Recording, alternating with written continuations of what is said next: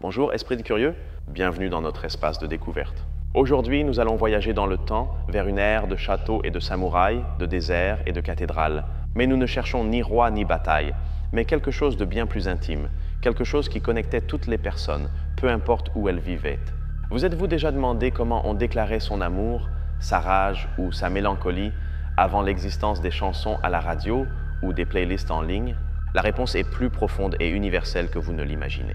Ils utilisaient un code secret, un langage que tous partageaient, la poésie. Aujourd'hui, nous allons déchiffrer ensemble le code secret du cœur médiéval. Nous verrons comment un chevalier en France, un mystique en Perse, une dame au Japon et un étudiant en Al-Andalus ressentaient et exprimaient leurs émotions de manière étonnamment parallèle. Préparez-vous, car l'histoire est remplie de murmures. Avant de commencer, je voulais vous dire un mot sur les images que vous voyez. Pour donner vie à cette narration, j'ai utilisé des outils d'intelligence artificielle pour les générer. Considérez-les donc comme une toile, une manière d'illustrer les idées et l'ambiance de ce que je vous raconte. J'espère que vous apprécierez. Premièrement, pensons à la cour. Le pouvoir, le luxe, les règles strictes. Dans l'Europe médiévale, les troubadours étaient les rockstars de leur époque. Ils chantaient l'amour courtois, un concept fascinant. C'était un amour idéalisé, presque inaccessible, destiné à une dame noble, souvent mariée. Le poète se présentait comme son vassal, son loyal serviteur. Le troubadour souffrait, languissait et se réjouissait de sa dévotion secrète. Sa poésie était un jeu de regards, de messages cachés dans des métaphores, un amour qui trouvait sa plus haute expression dans la distance et le sacrifice. C'était une façon de canaliser les passions dans un environnement social rigide et rempli d'interdits. Maintenant, voyageons des milliers de kilomètres à l'est, au cœur de l'Empire perse. Ici, dans les jardins de Shiraz ou d'Ispahan, nous trouvons des poètes comme Hafez ou Rumi. Leur langage était aussi celui du désir et de la dévotion, mais avec une dimension complètement nouvelle, une qui fusionnait le terrestre avec le divin d'une manière unique. La poésie persane, particulièrement sous sa forme appelée ghazal, parle de l'aimer, mais cet aimer est ambigu. Est-ce une personne de chair et de sang, ou est-ce Dieu lui-même? Le vin qu'il mentionne, est-ce la boisson qui enivre, ou est-ce l'extase spirituelle? Cette dualité est la clé. L'amour humain était un reflet, un chemin vers l'amour divin.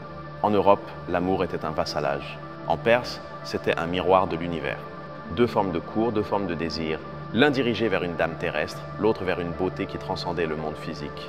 Mais dans les deux cas, le poète est un chercheur, une âme qui souffre et s'élève à travers ses vers.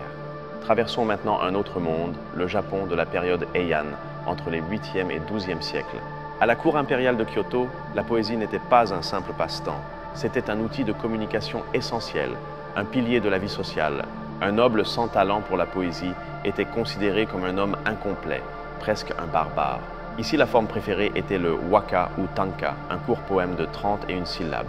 Contrairement à la lamentation passionnée du troubadour ou à la quête mystique du Perse, la poésie japonaise de la cour se concentrait sur la subtilité, sur la beauté éphémère de la nature et sur les émotions contenues.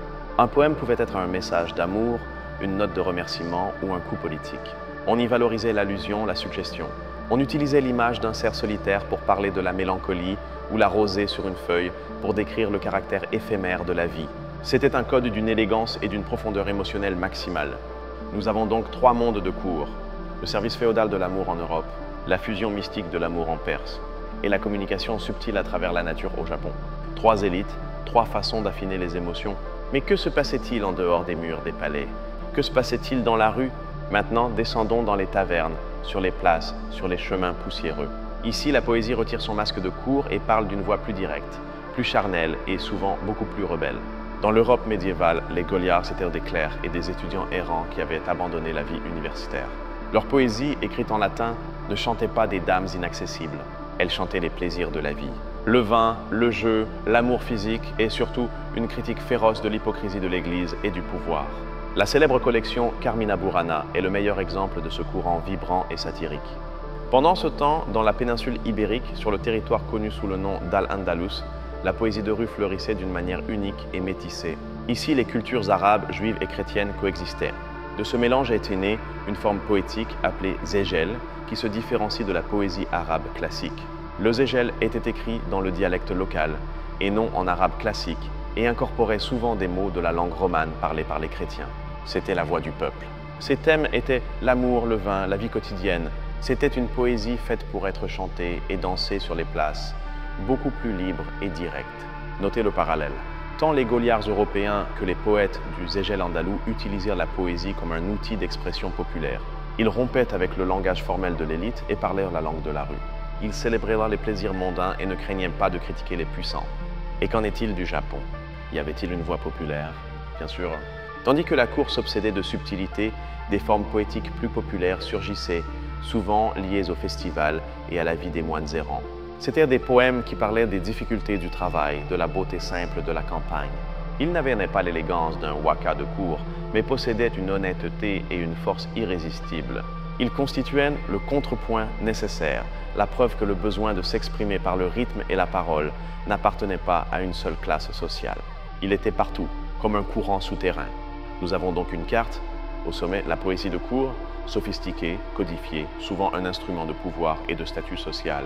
En bas, à la base, la poésie de rue, directe, vitale, parfois subversive, connectée à la vie réelle et aux plaisirs et douleurs du quotidien. Mais c'est là que le rebondissement arrive, le véritable secret. Malgré leurs différences de forme, de langue et de statut, toute cette poésie parlait de la même chose. Le cœur humain ne distinguait pas entre un palais et une taverne. Le désir se ressentait de la même manière en France qu'en Perse. La complainte d'un troubadour pour sa dame lointaine n'est pas si différente du désir du mystique persan pour son aimé divin. Tous deux parlent d'une absence, d'un désir qui consume et définit le poète. C'est la même émotion, vêtue d'habits culturels distincts, mais avec le même noyau ardent. La description subtile de la tristesse d'une dame japonaise en voyant tomber une fleur, n'est-ce pas une forme de mélancolie que ressentirait aussi un poète andalou en se souvenant d'un amour perdu? La forme est différente, l'une est contenue et l'autre est expansive, mais l'émotion est un écho, une résonance à travers les continents. Et la chanson d'un Gauliard célébrant le vin n'est pas si éloignée d'un Zégel qui célèbre la joie d'une fête.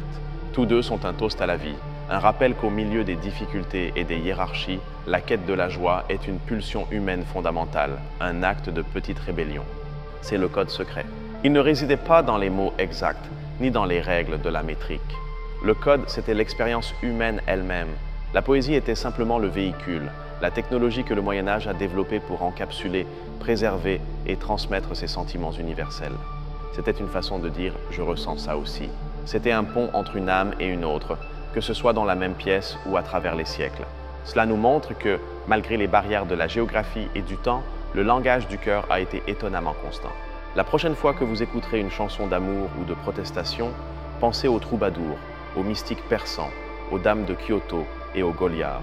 Vous faites partie d'une tradition millénaire, celle d'utiliser l'art de la parole pour naviguer dans le labyrinthe complexe et merveilleux de l'être humain. La poésie, tant celle de la cour que celle de la rue, nous enseigne que les divisions sociales et culturelles sont, à bien des égards, superficielles. En dessous de tout, nous partageons les mêmes questions, les mêmes désirs et les mêmes joies. Le code secret du cœur médiéval continue de battre aujourd'hui. Ainsi, nous avons vu comment l'amour courtois européen idéalisait la dame, créant un jeu de service et de dévotion. Ce modèle non seulement divertissait, mais établissait également un ordre social et émotionnel au sein de l'élite. La poésie était, dans ce cas, une forme d'ingénierie sociale, une manière de gérer les passions. D'un autre côté, la poésie mystique persane cherchait la dissolution du moi. Tandis que le troubadour voulait servir sa bien-aimée, le poète soufi voulait fusionner avec l'aimé divin. C'est une direction complètement opposée. L'un cherche à se définir par le service, l'autre cherche à s'effacer par l'union. Au Japon, la poésie de cour était un exercice de perception.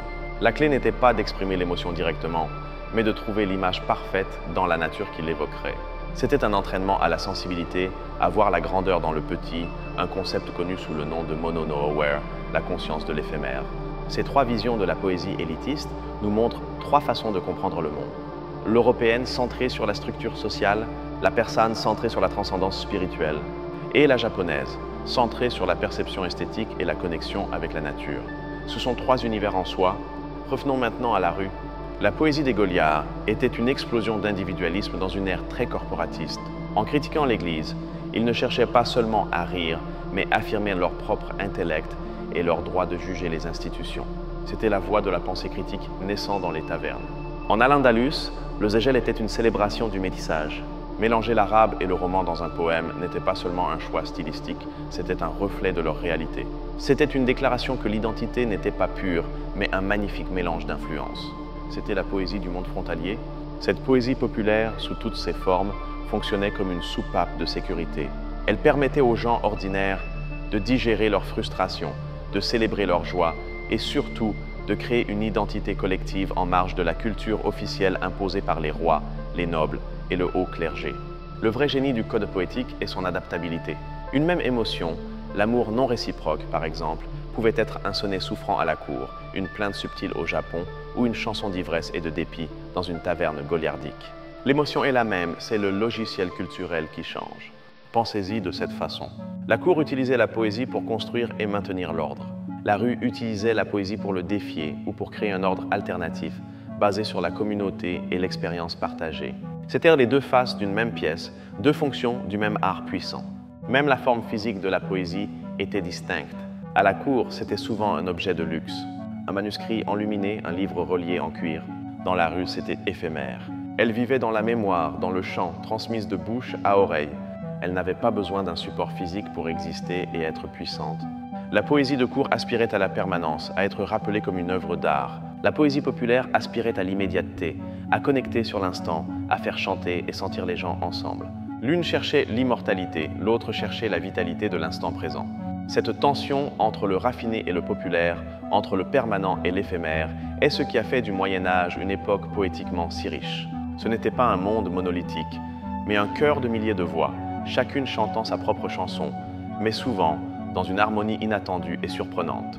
Par exemple, un troubadour pouvait chanter à sa dame « Je meurs d'amour pour vous », et c'était une hyperbole, une figure littéraire dans le jeu courtois. C'était une mort symbolique. Le poète se livrait poétiquement à un amour qui le dépassait, démontrant ainsi la finesse de ses sentiments et sa loyauté inébranlable. Un poète de rue, en revanche, pouvait chanter la mort d'une manière beaucoup plus crue et réelle. Un Goliard aurait pu écrire un poème sur la brièveté de la vie et comment la mort, représentée comme un squelette, nous guette tous. Donc autant boire et profiter maintenant. Le même mot, mort, mais avec des significations opposées. Au Japon, la mort était abordée à travers la nature. La chute des cerisiers en fleurs était le symbole par excellence de la beauté et de la fugacité de la vie. Ce n'était pas une mort tragique ou une mort moqueuse, mais une mort mélancolique, une partie naturelle et magnifique du cycle de l'existence. Et dans la Perse soufie, la mort était l'objectif final du mystique. Mourir avant de mourir signifiait anéantir l'ego, le moi, séparé, pour s'unir à la totalité de l'existence, à Dieu. C'était une mort volontaire et joyeuse, la plus haute aspiration spirituelle. Un concept très profond et stimulant. 4 cultures, 4 façons de poétiser un concept aussi universel que la mort. Le service, la moquerie, la mélancolie et la transcendance. Cela nous révèle que la poésie non seulement exprime les émotions, mais les façonne aussi. Elle nous enseigne comment ressentir selon les valeurs de notre culture. C'est crucial. La poésie médiévale n'était pas seulement un miroir de la société, elle était aussi un marteau qui la forgeait. En répétant et en raffinant certains thèmes et formes, la poésie établissait ce qui était désirable, ce qui était honorable et ce qui était tabou. Elle avait un pouvoir normatif immense. L'amour courtois enseignait aux nobles à contrôler leurs impulsions.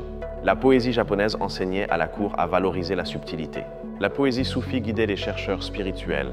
Et la poésie des Goliards créait un espace pour la dissidence intellectuelle et la camaraderie. C'est pourquoi étudier ces formes poétiques n'est pas seulement un exercice littéraire.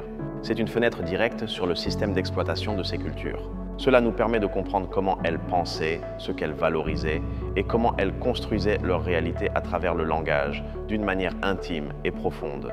Le code secret a donc 2 niveaux. Le premier est universel, celui des émotions humaines que nous partageons tous. Le second est culturel, celui qui nous montre les manières infinies et fascinantes dont ces émotions peuvent être interprétées, canalisées et exprimées. La prochaine fois que vous lirez un poème médiéval, ne le voyez pas seulement comme un texte ancien. Voyez-le comme un fossile de sentiments, une pièce de technologie émotionnelle qui nous parvient du passé. Un dispositif conçu pour provoquer une réponse spécifique dans le cœur de celui qui l'écoutait. La musicalité était essentielle. Nous ne devons pas oublier que la plupart de cette poésie lyrique n'était pas faite pour être lue en silence, mais pour être chantée ou récitée à voix haute. Le rythme et la mélodie faisaient en partie intégrante du message, renforçant l'émotion que le poète voulait transmettre. Imaginez un troubadour dans une cour, sa voix résonnant dans le salon de pierre, ou un groupe d'étudiants chantant en chœur dans une taverne bruyante, ou un récitant persan captivant son auditoire dans un jardin. La poésie était un événement social, une expérience partagée qui unissait la communauté. Même au Japon, où l'écriture était si centrale, l'échange de poèmes était un acte de performance. Le choix du papier, la couleur de l'encre, la calligraphie et même la branche d'arbre à laquelle le poème était attaché, tout faisait partie d'une communication non verbale qui enrichissait le sens. Cette dimension orale et performative est ce que nous perdons souvent dans la lecture moderne. Mais elle est essentielle pour comprendre l'impact qu'avaient ces vers.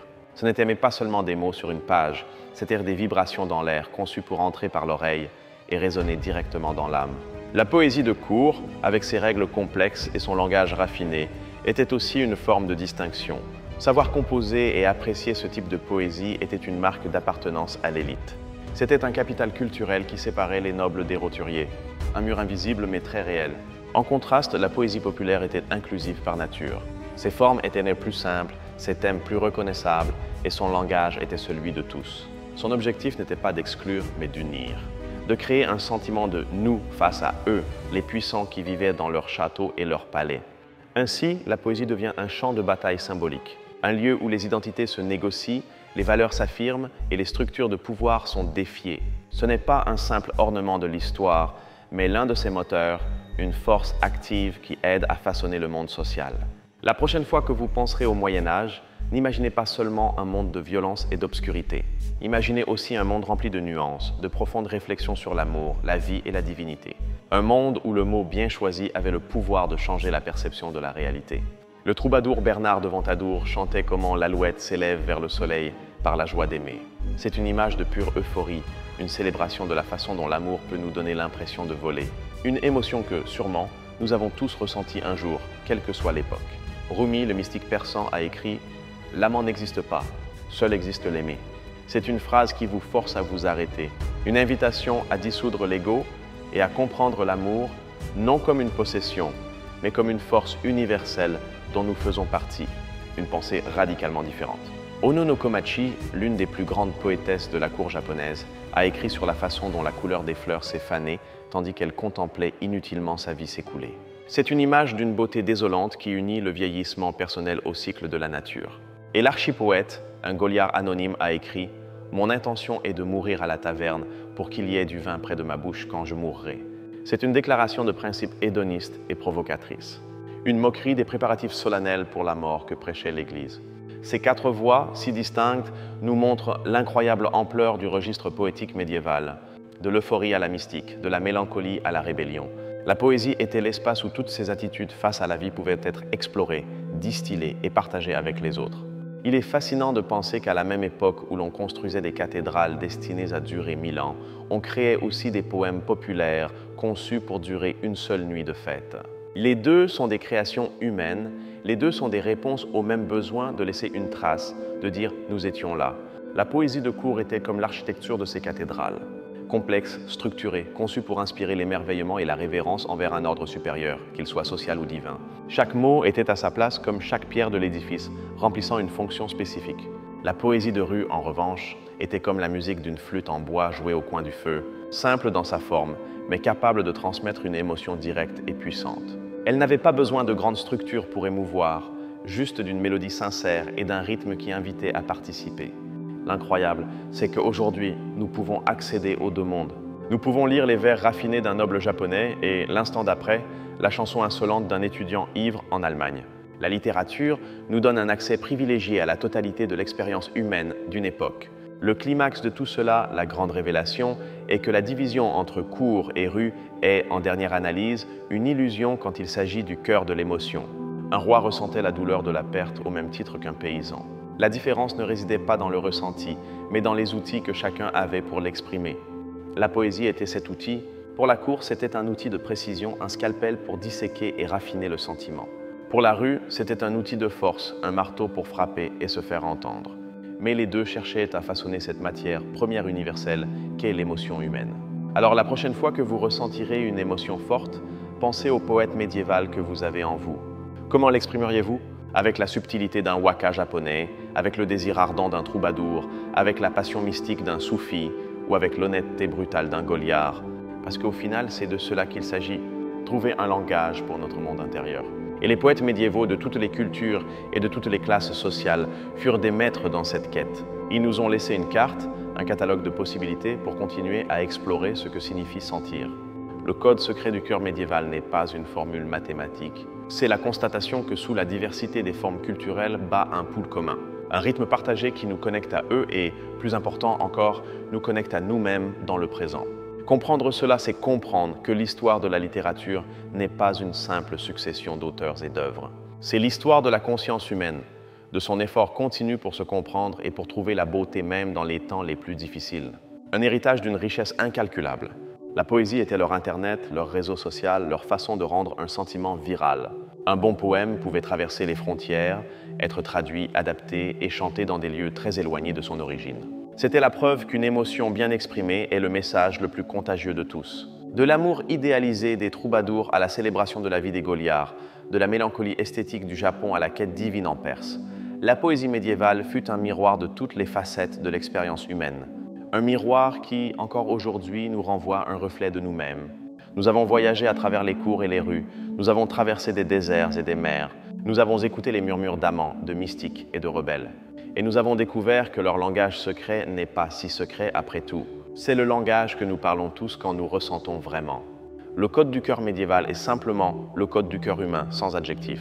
Il nous rappelle que, bien que nos technologies et sociétés changent, les questions fondamentales sur l'amour, la vie, la mort et le désir restent intactes, attendant d'être habillées par les mots de chaque nouvelle génération. Et c'est là la beauté et l'importance de continuer à explorer ces textes anciens. Non pas pour rester dans le passé, mais pour mieux comprendre notre présent et pour réaliser que nous faisons partie d'une très longue conversation, une qui a commencé il y a des milliers d'années et qui n'est pas encore terminée. J'espère que ce voyage à travers la poésie médiévale vous aura semblé aussi fascinant qu'à moi. C'est un univers inépuisable qui démontre l'incroyable créativité et la profonde sensibilité de nos ancêtres. Merci du fond du cœur de m'avoir accompagné dans ce décryptage. Si cette vidéo vous a plu, si elle vous a fait réfléchir ou ressentir quelque chose, la meilleure façon de soutenir notre travail est de vous abonner à la chaîne. Cela nous aide énormément à continuer à créer du contenu comme celui-ci, en explorant les recoins les plus passionnants de l'histoire et de la culture. Et maintenant, j'aimerais beaucoup connaître votre avis.